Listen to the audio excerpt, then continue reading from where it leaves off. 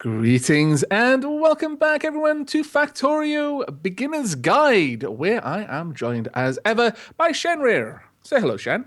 Hello, Shen. The only correct response to that is an exasperated sigh. Now then, off camera, we have expanded things out a little bit. We now have 4 science facilities, all working on currently gun turret damage upgrade 3. We've already researched gun turret damage upgrade 2 because we were just getting a couple of things done. We have expanded out the inserter production, so we're making the correct ratio now for inserters to the amount of belts that we're making. We haven't quite expanded out our green science to meet that because we're just not using it that fast. We're currently expanded out to 8 green science. But in this episode, we intend to make war against the biter menace. Oh no. They have just been attacking us a little bit too frequently, and it is time that they get taught a lesson, I think. I thought we could be friends with them. That's what Bentham always said. Bentham lies. Bentham is literally just a liar. I'm sorry I had to break it to you like this. He spent too much time with the biters, learned their bad habits. Now, we have a choice of a couple of biter bases that are actually attacking us. The ones that aren't attacking us, there's really no reason for us to mess with them. That's fine. They can do what they want. But we've got, well, actually, yeah, 4. A large one to the north, a large one to the north east, a small one to the east, and a very small one to the west. Ironically, it's the small one to the west that's attacking us the most frequently. Probably because it's getting so much pollution and it's so close to the center of pollution. You'll notice that the pollution map is actually, it's kind of hotter in the middle where there's more pollution. So they're probably just getting bathed in more pollution and thus producing faster. But yep, today we are intended on killing some biters. And if you're going for a peaceful run in this game, you can do that in the starting window. Just say, what's the checkbox called? Peaceful mode? And it just means that the biters will never attack you first. Right. Yeah. So once you aggress them, it's all out war again. But up until that point, they won't bother you. Right. But since we're not on peaceful mode, that means we are going to engage them. And this is something you kind of have to do from the middle to the late game in Factorio is the aliens will drop what's called alien artifacts. They're just little pink things on the ground. You run over them with F, you pick them up, and you bring them home and you turn them into science. And you'll need them for science later on. We don't need it yet, but at this point, since we're getting attacked so often, it does make sense for us to go clear out the bases that are attacking us. Yep. And you can easily tell which ones are attacking. Just hit M for the map, and you see which ones are blinking. The blinking means that they're absorbing pollution, and they will attack you with that pollution turned into biters. Yeah, exactly. Now, it's one thing with the Factorio is that when you destroy a base, that's it. It's gone. So it's not producing anything more. You're not simply stalling it. However, biters will migrate. They actively move around the map. They'll create like a migrant colony kind of biter, and it'll be escorted to a new area, and then it'll settle down and build a new base. So you do need to kind of keep sweeping certain areas because new bases will pop up. If it's far enough away and you never go there, then eventually something will happen. So sometimes what you might want to do is if you find an area keeps getting reseeded by biters, just drop a couple of turrets there with a few rounds of ammunition and it'll keep it going. But we are not yet ready to attack the biters. We want a few more things that are hidden behind research. Now, you'll notice we're a fair way through gun turret damage upgrade 3, about a quarter of the way there, but it's a very expensive research. It takes 60 seconds per cycle, and there are 200 cycles. That's 200 minutes. I don't want to wait 200 minutes, Aavak. I want to go kill some biters. I think we should, yes. So what we're going to do is we're going to change the technology now. We waited until you were back with us to do this because it's a bit of a sad thing to do, really. You more or less just throw away all of the research you've already done.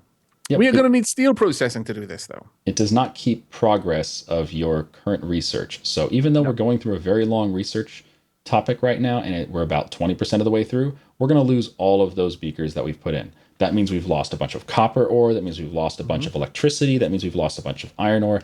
But at this point, we just want stuff to get done. So we're going to switch over to steel. And I've just done that. Right. And steel, look at that. Oh, woo. Steel processing unlocks some things that we can use straight away. They unlock making steel, steel chests, which are much larger storage vessels, Also, the steel axe, which is a great upgrade over your regular iron axe, like a Oh, yes. humongous upgrade.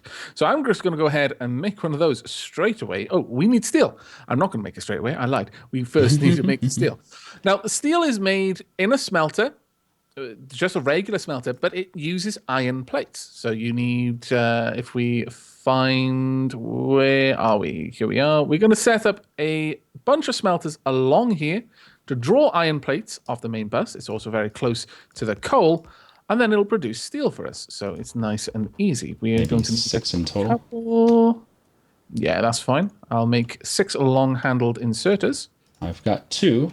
I'm going to move our coal just a little higher up so we can use it. By all means. Yep. Goodbye, coal. There we go. Also, I just realized I'm carrying a bunch of beakers from when I set up the belts. Now, when you break down a belt, it's much like any other inventory. You pick everything up that was on it. So it's very handy. Didn't used to be that way. Oh, And that this was needs to be long-handed. Very upsetting. This needs to be long-handed back here. Yes, it does, because this needs to be the output side. Just turn those around, no problem. So we are going to add the steel production here. It's a resource just like iron plates and copper plates, and they're used in various parts of your factory. So it can be useful to put them on the main bus, so to speak. So we're going to be doing that this time. I don't think we're going to put everything on the main bus. We'll certainly put some things on the main bus, like steel. Indeed. I'm out of long-handed, so I'll make some more in my pocket. You're actually going to need to move the power a little bit further away. There we go. Oh, I see. Yeah, we don't have the new power poles yet. No, not yet, unfortunately. I'll run a belt along here. Sounds good. And this is our output of steel. And at the end here, I'm going to do a balancing of this belt, because the belt is going to be very heavy on the left-hand side, because all of the steel will be put on one side of the belt. So I'll show you how that works. We use a splitter, and then we have the belt go to the right, and a belt go to the left, or straight ahead, whatever. And then we spin back to the left into a central belt. And what happens here is the steel gets side-loaded from the right and the left, and that'll even out the belt to be perfectly balanced. Unfortunately, I'm having to reposition a lot of these furnaces because we lack the larger power poles, which have a much larger reach for the energy network. Gotcha. We're having to put these power poles in slightly suboptimal positions, and they were getting in the way of each other. Yeah, that's all hooked up already. Do you need some of the furnaces? No, you got them. No, we should be good. Okay, I can move the splitter thing a little bit forward. If you want to put down a 6th one. Yes, actually. Thank you. How are you going to get the coal over there? We'll just have a bit of a snake. Give you a little splitter there. That will also do. There we go. There we are. And this is always a little bit of a mess getting started in this game. Yeah. So don't be surprised if your factory has some mess in it. That's normal. Yes. Now, one of the things that we were discussing off camera is when/if we would be making outposts. Shen has alluded to the fact that you can do long distance logistics. There are a number of things you can do. There are vehicles such as the car, the tank, or the train. The train is obviously something that you will tend to use for the long distance logistics simply because of the carrying capacity of a train. Think freight trains. There are other ways of doing it. You can simply run a belt across vast open tracts of the world.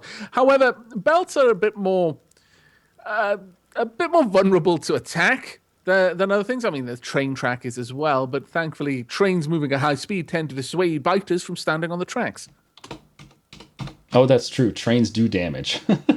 A lot. Trains are fun. Okay, so you can see the steel's getting balanced here thanks to this little balancing thing. And it does take a little bit of room. 1, 2, 3, 4, 5, 6, 7, 8, 9 tiles. The thing with steel is it does use a lot of iron to make each steel. It uses 5 iron plates per piece of steel that it produces. but it's so worth it. Steel's amazing. Yes, We should make very a little much. reservoir box here. I'll do that. Reservoir Yes. box. I want myself a steel axe because it is in every measurable way better. Well, I Mining am. power of 4 versus mining power of 2.5. It also does more damage physically if you want to attack something with it, but you probably shouldn't be. Well, I have just finished researching for us advanced material processing, which means we can now do steel furnaces. And that's a Oh, huge upgrade. Steel wonderful. furnaces have a crafting speed of 2. They take steel plates, which we already are producing, and they take stone bricks, which we already are producing. So we can make these Wonderful. right now, and they will upgrade the speed of all of our smelting, including our iron smelting, our copper smelting, our stone smelting, and our steel smelting. It'll increase everything by a factor of 2. It's just amazing. Yeah. Now, do they produce more pollution? I believe they do, don't they? Let's find out. Let's see. Yeah, let's make a couple and just plant them down and then compare side by side. I'll don't place have- one right here. I don't I have love bricks on the me. different graphics. Oh yeah, if you press Alt, Yes, you can see the 1.8 graphics. versus 3.6. So it literally produces twice as much pollution. Twice the pollution. There you go. Another reason for us to take out some of the nearby biters. But look at the graphics; they look amazing. Now then, So armor crafting 2 is almost done, and this is going to give us heavy armor. Right up which until now, we've been is using more or less a necessity. regular iron armor, which is not bad. But if you mouse over it, you can see the resistances are not very good. Explosion, physical, only 20%. Most of what you're going to be getting hit with is physical. So you're only blocking 20%. Whereas heavy armor, which we can now produce, can I make it in my pocket? Not yet. I need some steel. Okay, so heavy need a armor lot. has 10% more physical production or physical reduction on damage, and its armor, instead of being 1,000 armor like regular iron, it's 5,000 armor. So it's 5 times huge. as durable. It's a huge amount of armor for your body. Now, one thing you need to know is it does still allow 70% of the damage through. Only 30% is blocked. So you will be getting hit, but it will last a lot longer. So don't be surprised if you still die even though you're wearing armor. It's not like your armor takes all the damage before you take any damage. No, 70% of it still gets through. Later armor can be better. Now, I was going to hold off. I was assuming that one of us was going to die fairly early on because we're generally taking things a bit slower in order to discuss what we're doing. But since we haven't died, and it's getting to the point now where I really like not to die because I'm carrying some nice things. When you die, everything in your inventory, everything that you are equipped with, gets destroyed. Doesn't drop on the floor. It is immediately annihilated. If you're carrying something that is incredibly valuable and you die, well, tough luck. You've just lost that thing. It doesn't matter if it took you 2 hours to create or 2 minutes. It's gone. So be aware. Don't take death lightly. You will respawn, but you will have lost everything that you had on your person when you died.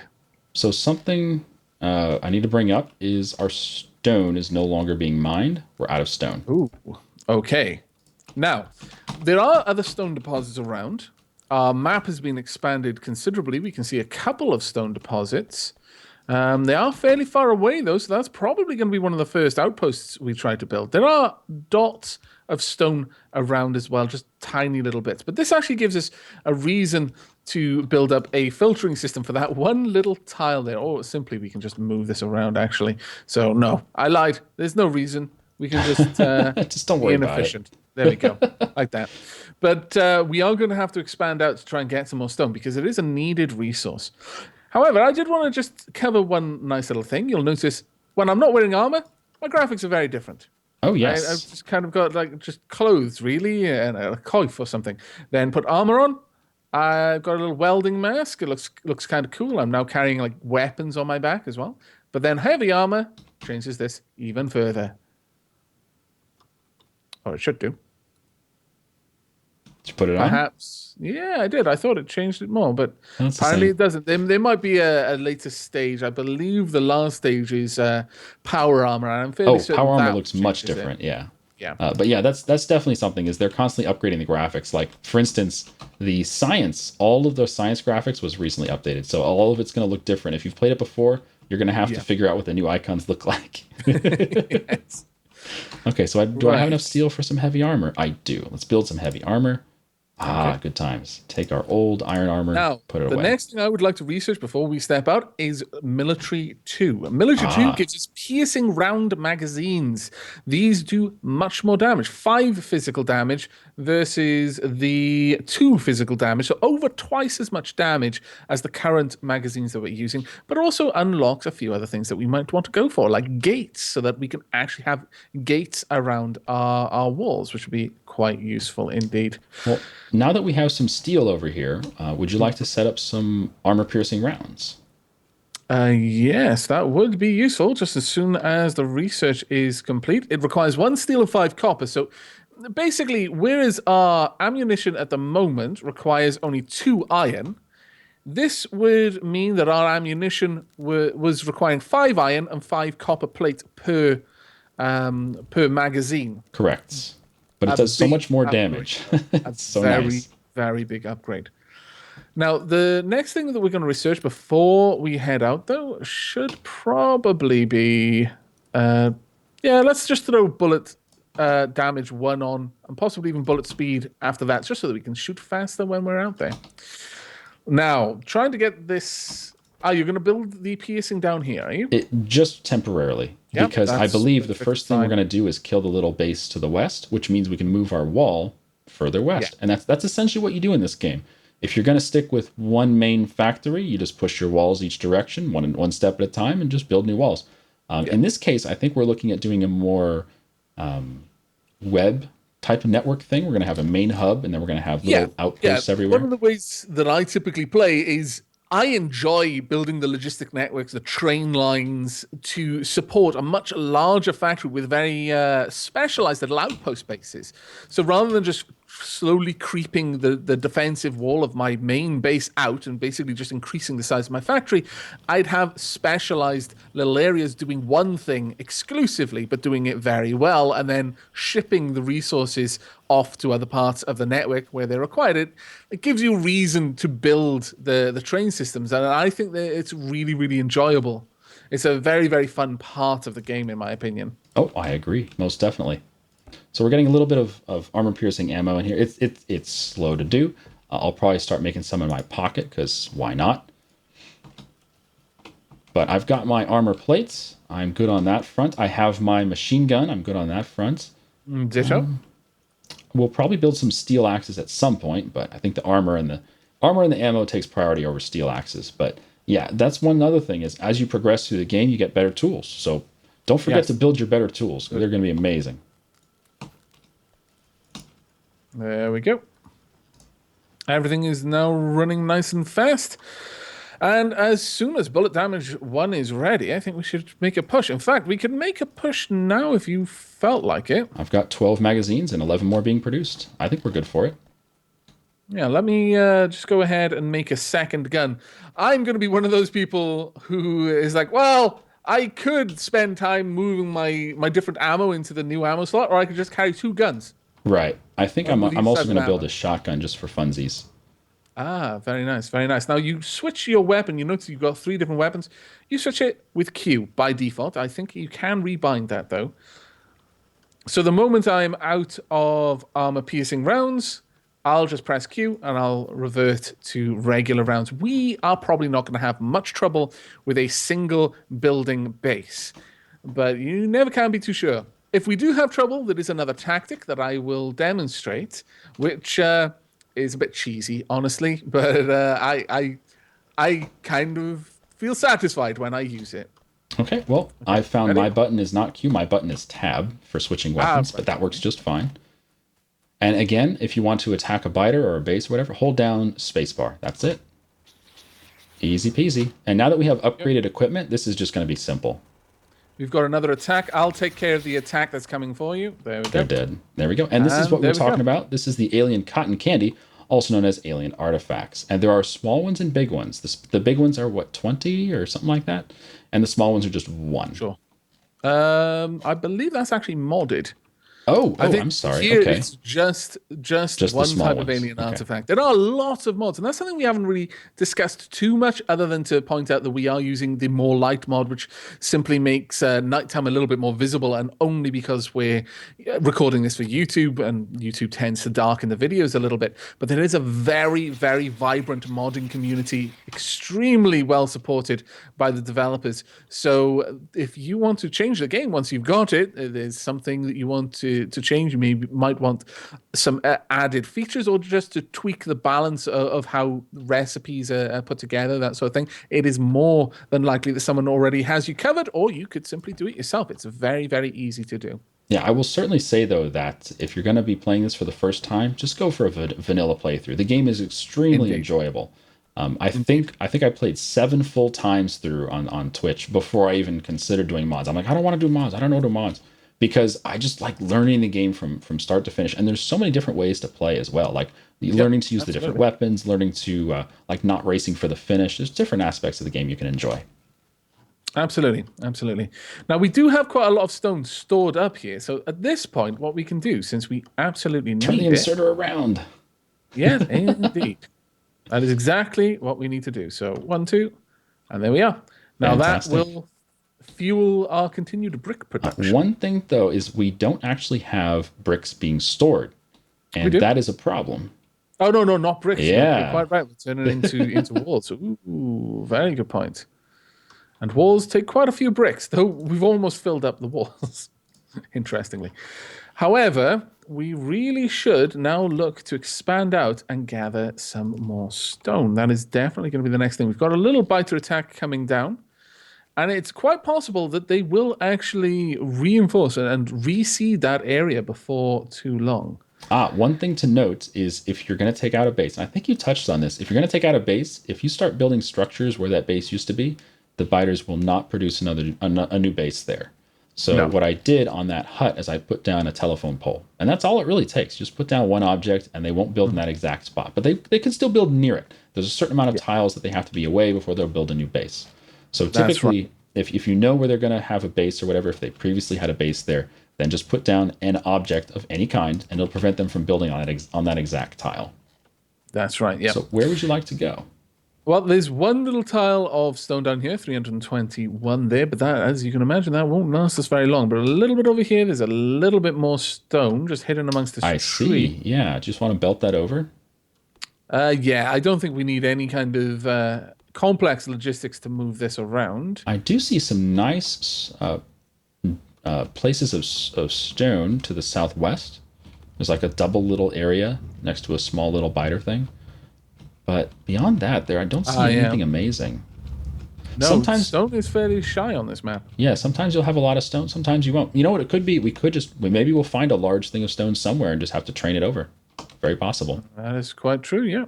Now, we've got a reasonable amount of military tech researched at this point, and that's always very nice. And certainly improving the speed of your shots, or how destructive they are, that's just good sense because it means you're getting more out of the same resources. But a new thing has opened up for us, and that is combat robotics. Combat robots help to fight the enemy with their guns. They are spawned from the capsules and have a limited lifetime. Some follow the player. In this case, the first level of it, which we can research now, and I think we should, is the Defender capsule. You just toss out a little capsule, it pops open, there's a robot there, and it just starts shooting things for you. Now, when it says defender, that doesn't mean it just sits there and does nothing. It actually No. shoots. Yes, yes, it'll aggress enemies, but it's not a particularly powerful version of the robotics. But then it is the first. So I've placed a little miner down here on this stone, a little ways away. You know what? I may as well add another one over here as well, since we're going down that way anyway, and then we can just belt this over to the resources over here. Okay. I'll clear out a little bit of the trees so we have a little more room to work with. Okay. One of the things you'll find if you're going out doing combat, which I guess we're going to be doing a little more of here, is you're going to run through forests a lot. And forests, Yes. they're great for slowing down biters, but they're also great for blocking you. And they're just amazingly tough to get through sometimes. We may wind, or at least I don't know if Aavak is into it. I may wind up building some grenades. Grenades clear out forests like nobody's business. They're amazing. By all means.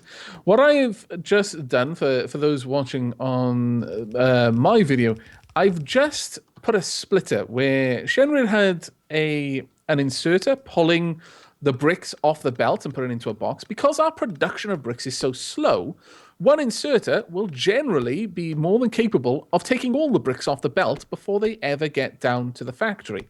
So what I've done is I've just put a single splitter there to push the bricks onto each line because it'll alternate which line the brick goes down. So I'm enforcing that the factory gets half of my total production and the storage gets half of the total production rather than just whichever one gets to it first.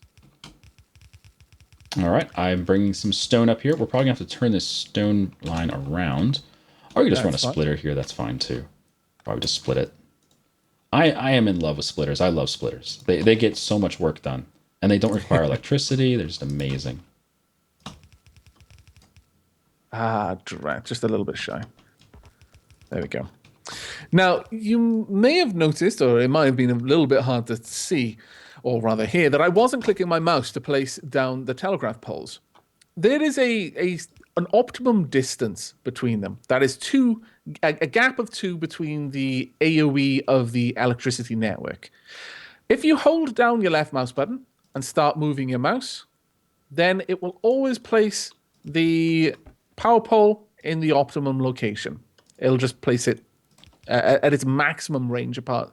So that way you don't waste your power poles by placing them somewhere they don't need to be. Yep, I'll show people how that works. So if we click here to start, and then you hold down your left mouse button and then run, it'll put them at the max distance, and it'll still be connected. And this will work in any direction. You can go up to the corners, go down to the corners. It works just fine. It's fantastic. It won't always connect to the same line. It is actually intelligent enough to realize, oh, well, you're still within a network. I'll just hook up to this other line instead to save on power poles. But if you're going long distances, like you're trying to hook up an outpost somewhere, then this really is an easy way to get things spaced out properly without wasting too many materials by having them too close together. Indeed. All right, so we have a little bit of stone coming in. Why don't we take out a couple more biters? Yeah, certainly. Let's have a look. Where's the next base that we would like to hit? There's the small base directly to the east. Yeah, let's go directly east. Let's try to avoid that giant base to the northeast. What I'm going to do then is I'm going to be a little bit cheeky, and since we no longer need the defenses on this side, I would leave a couple there. Well, I'm going to. Well, I suppose we can leave one. We can leave 2. He's getting brave. I know. He's looking at the pollution map, and if you see the pollution map to the west, there is literally nothing over there to the west. So he's thinking that they're not going to attack from the west. Not for a while. They will eventually reinforce if we don't go out there. Yeah, he's probably right. But in the time being, we probably don't have to worry about it too much. So he's picking up turrets. And we're going to go, well, you'll see. You'll see. Shen knows what I'm up to. He knows what a scallywag I'm about to be. It's cheeky. I'll just watch. I'm not going to impede it. You're not going to sully your hands. No, of course. I love doing that. It's too funny. All right, so let's head east. Oh, we've got an attack coming. I would recommend you fall back. Oh, we can watch this too. Get them, turrets. Look at that. Those turrets are so good. And they're still using the regular ammo, right? They're not even on the nice ammo yet? They had run out, so we really should fill these back up. It's been a little while since we've swung past this place. So on that note, I am actually going to go and grab a little bit more ammo for myself. Again, I really don't want to die because I'm carrying a lot of random stuff. I could be sensible and drop off that random stuff, but that is far too clever for me. I think I'm going to be brave and I'm just going to walk around with an inventory full of stuff I don't want to lose. Sounds good. There we go. I picked up a couple of extra piercing ammo. Now, the nice thing with turrets is when you actually place them down, it'll automatically take resources out of your inventory. If you've got bullets, it'll automatically load the turrets to their capacity. That is 10 magazines each. How are you doing over there, Shen? I may have taken out what we wanted to do. That's fine. We can go to the big base. Yeah, that's what I was thinking. Now, it is nighttime, and that actually makes it quite hard. Spooky. Outside of this modded light circle that we've got, and again, that is purely there because normally you'd have just a cone in front of you. Wherever you look, you just have a cone of light. Shenryy's trying to shoot me. You scoundrel, you. Why would you do such a thing?